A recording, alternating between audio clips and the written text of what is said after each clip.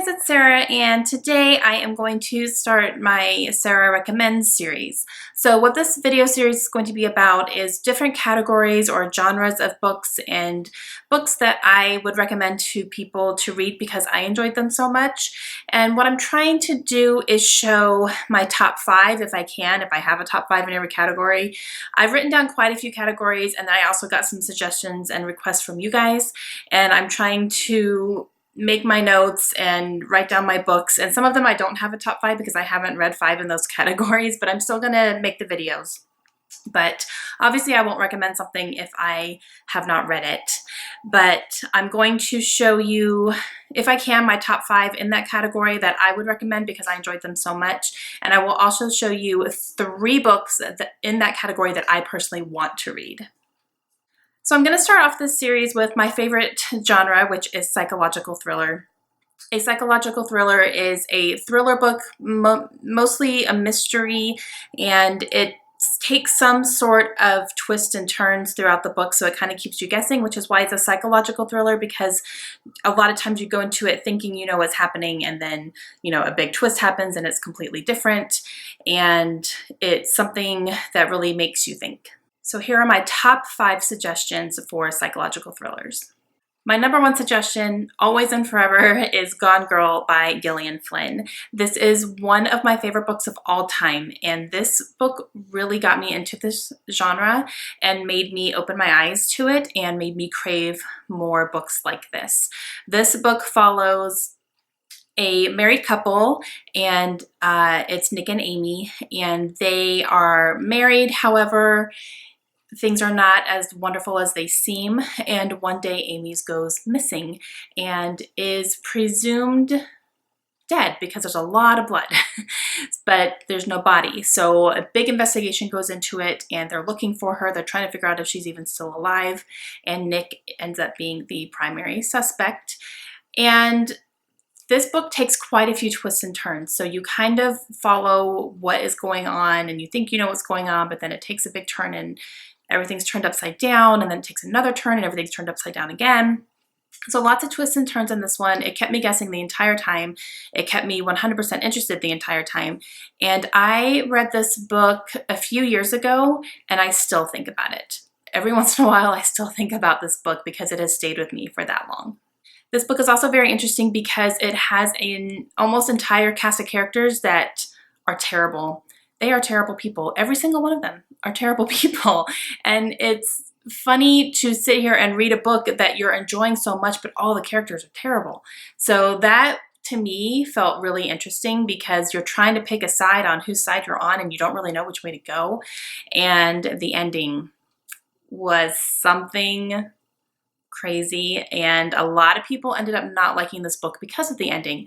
Personally, I liked it because of the ending, because I think it could have been done, like, she didn't take the easy way out as far as the ending goes. So I like that about this book, and I like that about Gillian's writing, and just the fact that she took that chance, and I thought it was phenomenal, and it's one of my favorites of all time. The second book I'm going to talk about is actually a trilogy, and it is The Girl with the Dragon Tattoo, and this is by Stieg Larsson. These books are fantastic, and they are definitely psychological thrillers to the point where there's lots of twists and turns, and nothing completely shocked me the way that it did in Gone Girl, but it still was very, very action-packed, and you were kind of going along with these characters trying to figure out what was going on.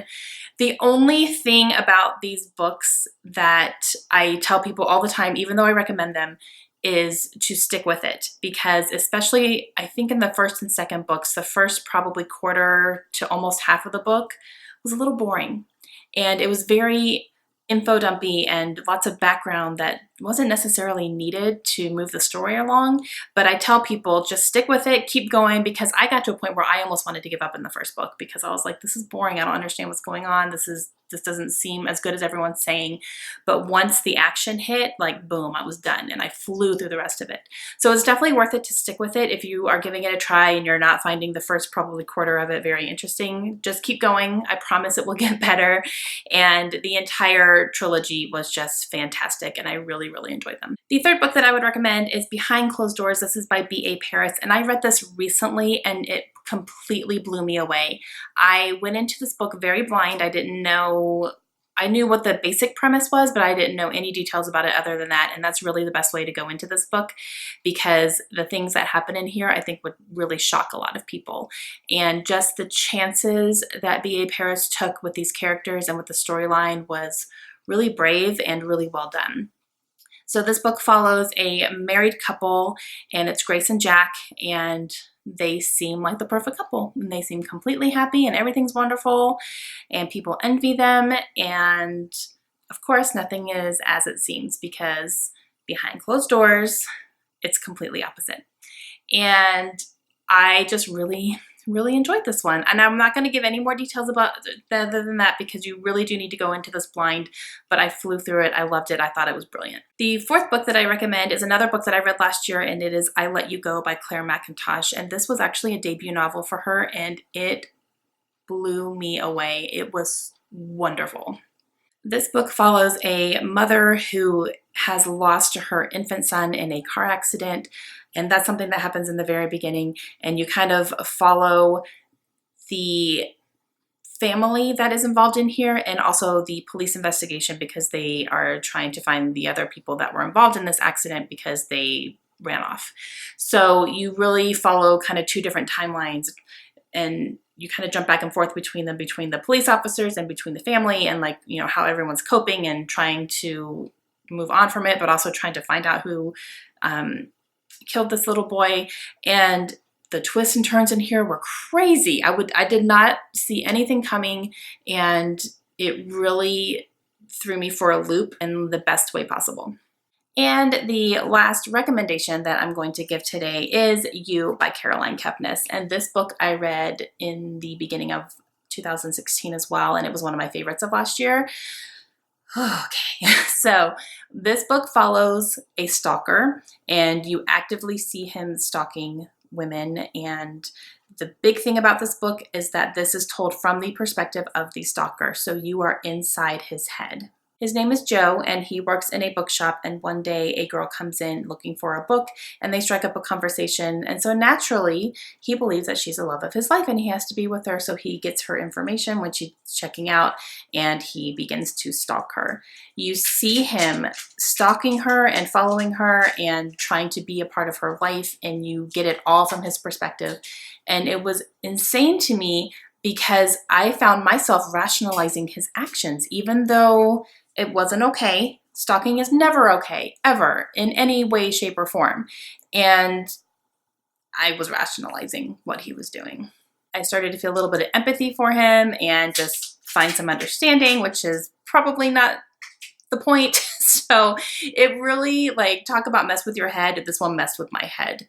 It was brilliant, and I really thought that this was one of the most unique books I've read, because you don't get very many points of view from the bad guy.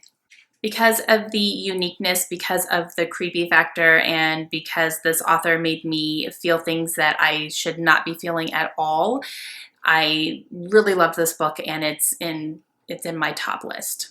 Okay, so those are the top 5 psychological thrillers that I always recommend to my friends. Those are the ones that I have enjoyed the most. So now I will show you 3 psychological thrillers that are on my TBR that I really want to read. The first one is Night Film by Marisha Pessl. I bought this recently on Barnes & Noble. It was like $5. It was such a great deal, so I picked it up.